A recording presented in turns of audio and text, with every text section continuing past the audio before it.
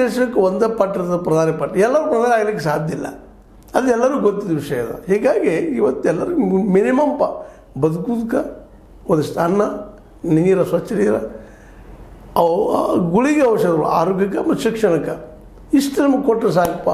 ಇರೋದಕ್ಕೆ ಮನೆಗಳು ಕೊಡ್ತಾರೆ ಅಂತ ಆಲ್ರೆಡಿ ಎಲ್ಲ ಸರ್ಕಾರಗಳು ಹೇಳಿದಾವೆ. ಮೋದಿಯವರು ಒಬ್ಬರು ಅಲ್ಲ, ಬಂದು ಸರ್ಕಾರಗಳು ನಾವು ಮನೆ ಕಟ್ಟಿಸಿಕೊಡ್ತೀವಿ, ಯಾಕೆ ಮಾಡ್ತೀವಿ, ನಿಮಗೆಲ್ಲ ಉದ್ಯೋಗ ಸೃಷ್ಟಿ ಮಾಡ್ತೀವಿ ಎಲ್ಲರೂ ಮಾತಾಡಿದ್ದಾರೆ. ಅದರ ಸ್ವಲ್ಪ ಮೋದಿಯವರು ಹೆಚ್ಚು ಮಾತಾಡಿದ್ರು ಅಂತ ಯಾಕಂದರೆ ಆನಂದದಲ್ಲಿದ್ದಾರೆ. ಇವತ್ತು ಮೊದಲು ಟಾರ್ಗೆಟ್ ಅವರು ಆಗ್ತಾ ಇರ್ತಾರೆ.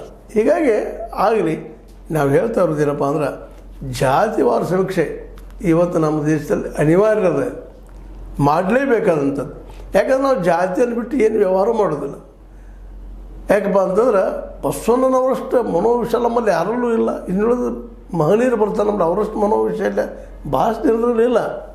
ತಮ್ಮ ಜಾತಿ, ತಮ್ಮ ಜನಾಂಗತ, ಅದರ ಮತ್ತು ತಮ್ಮ ಕುಟುಂಬ ಇವೆಲ್ಲ ಬರೋದ್ರಿಂದಾಗಿ ಸಹಜವಾಗಿ ಮತ್ತು ಸಹಜವಾದ ಪ್ರತಿ ಮನುಷ್ಯನ ಆಸೆ ತಾನು ತನ್ನ ಕುಟುಂಬ ಚೆನ್ನಾಗಿರಲಿ ಅಂತೇಳಿ ತಪ್ಪಂತಲ್ಲ. ಆದರೆ ಎಲ್ಲರ ಕುಟುಂಬದ ಎಲ್ಲರೂ ಬಯಸ್ತಾ ಇರ್ತಾರೆ, ಅವ್ರಿಗೆಲ್ಲ ಸಿಗುವಂಥ ವ್ಯವಸ್ಥೆ ಮಾಡೋದು ಭಾಳ ಮಹತ್ವದ.